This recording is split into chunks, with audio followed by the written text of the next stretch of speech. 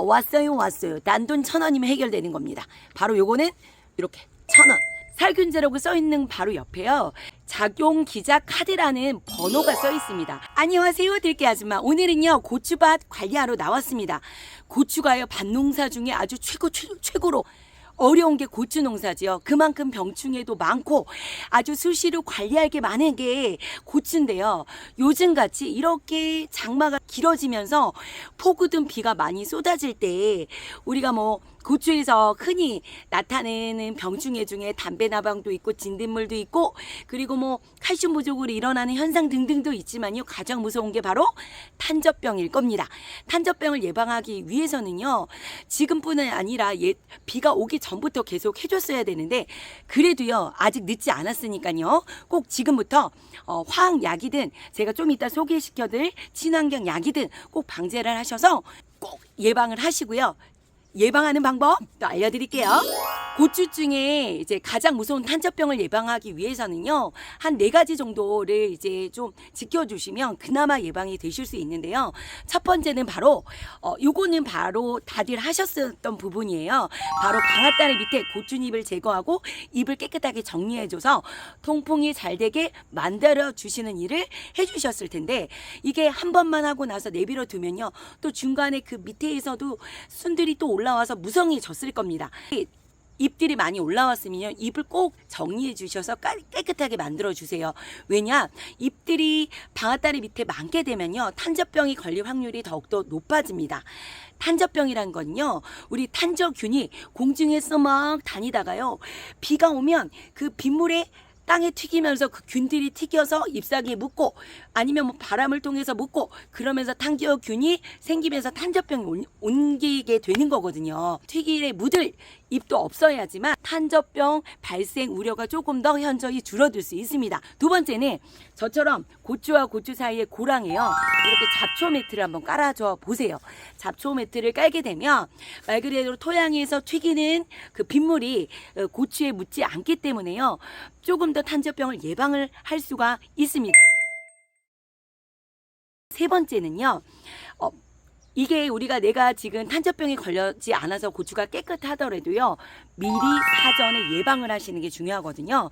그래서 비 오기 전에 예방을 한 차례 하고 비 온 이후에 또 한 차례를 하고 이렇게 예방을 가지고 있는 화학약이든 친환경 약이든 꼭 해주셔야 되는데요. 화학약제를 농약사에서 사실 때요. 꼭 알고 가실 게 있습니다. 살균제 같은 경우는 뚜껑이든 비닐이든 이렇게 핑크색으로 되어 있거든요.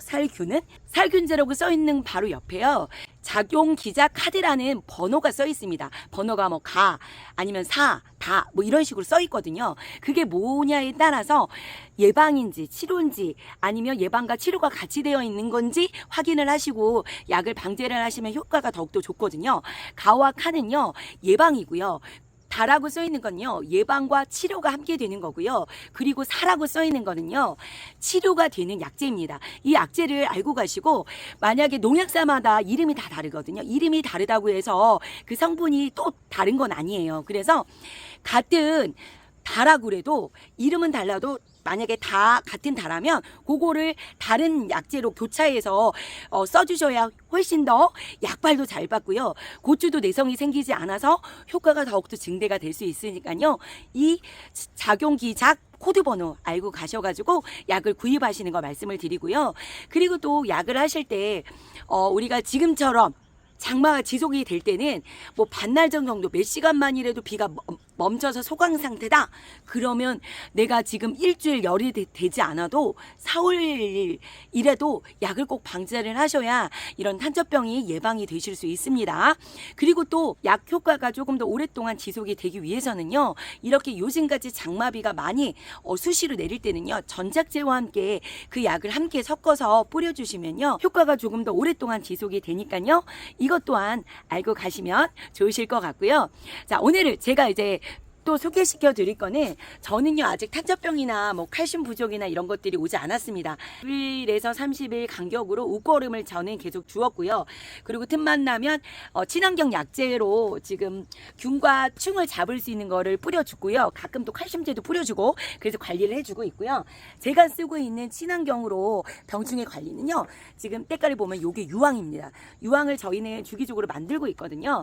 그렇게 만들어서 요것도 한 번씩 뿌려주고요. 그리고 제가 만들어 놓은 은행 삶은 물 요거를 가지고도요 한 번씩 뿌려줬습니다. 이렇게 사전에 미리 예방을 하시는 게 병이 오기 전에 예방을 하시는 게 또 한 번 중요하고요. 오늘 친환경 약재에서 소개시켜 드릴 거는 뭐냐면요. 왔어요. 단돈 1,000원이면 해결되는 겁니다. 바로 요거는 이렇게 1,000원.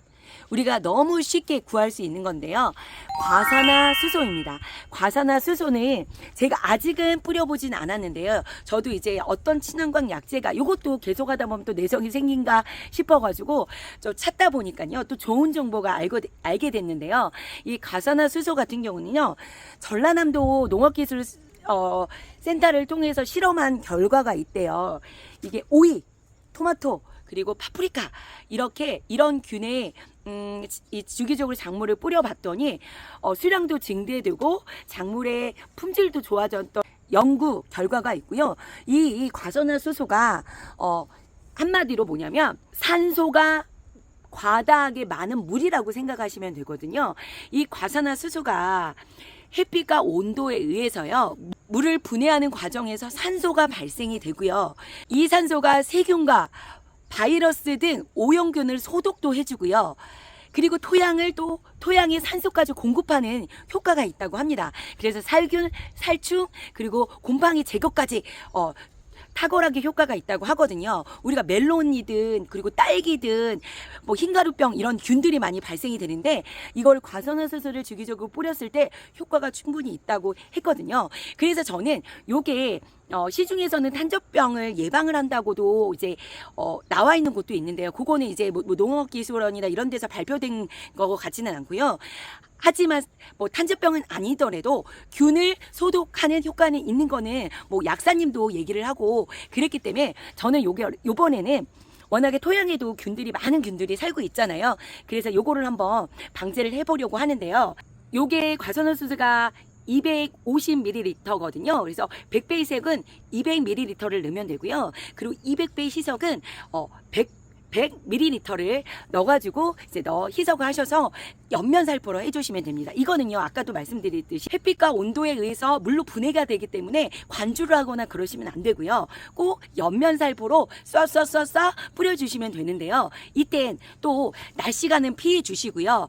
오전 시간 10시 전에 이렇게 햇빛이 쨍쨍하지 않을 때 오전 시간에 뿌려주시는 게 효과가 많고요. 또한 요거랑 다른 거랑 막 희석해서 하시는 것보단 요것만 단독으로 사용하시는 거를 추천드릴게요. 과산화수소를 그 약사님이 설명한 거에서 제가 이제 정보를 봤는데 이거를 뿌리고 나서 효과가 6시간에서 8시간 안에 이게 효과가 나타나기 시작한대요. 그러니까 뿌리자마자 바로 효과가 나타나는 게 아니라 6시간에서 8시간 뭐 온도와 햇빛을 통해서 점점점 효과가 나타난다고 하고요. 자, 뭐든 너무 과다하게 사용하는 건 좋지 않으니까요. 희석 비율 너무 과하게 사용하지 않게 사용을 하시면 되실 것 같고요. 자, 들깨가족 여러분 이렇게 고추 관리 고추가 아직 깨끗하더라도요 지금이라도 늦지 않았습니다. 탄저병은 이렇게 중반부 지나서 이제 곧 장마가 끝나고 나서 이제 고온이 지속되면서부터 이제 팍 발병이 더 심해지거든요.